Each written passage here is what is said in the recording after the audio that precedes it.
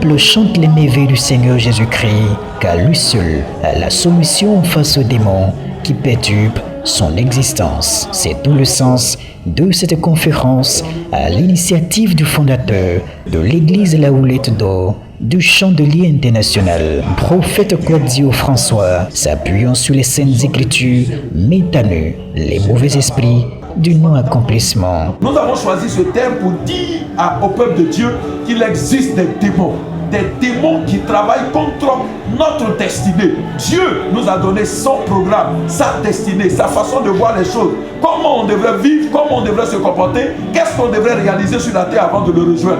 Mais le diable qui depuis le ciel s'est levé comme des enfants de Dieu et qui a été précipité sur la terre, travaille avec des démons d'un certain groupe de démons qu'on appelle les démons de l'accomplissement pour nuire à nos vies. C'est ce que nous avons parlé et nous avons également dit que ces démons de non-accomplissement sont les démons de l'oubli, sont les démons de message, sont les démons de, les démons de l'errance, les démons d'endettement, les démons de retard, etc., etc.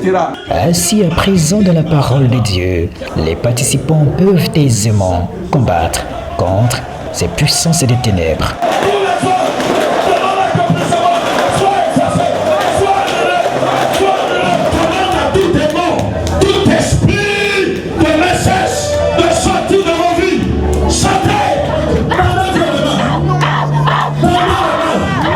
Bilan positif au thème de cette conférence spéciale de guérison, de délivrance et de restauration, au dire de son initiateur. Ce programme change des vies, ce programme transforme des vies parce que quand nous venons, nous enseignons sur la parole de Dieu, nous exposons les saintes écritures et après les avoir exposées, nous prophétisons la délivrance dans la vie des gens. C'est ce que nous avons fait pendant ces 9 éditions et il y a eu beaucoup de guérisons. Vous avez vu le monde. Le monde est venu aujourd'hui. C'est parce que les 9 premières éditions ont été un grand succès, ont été une bénédiction.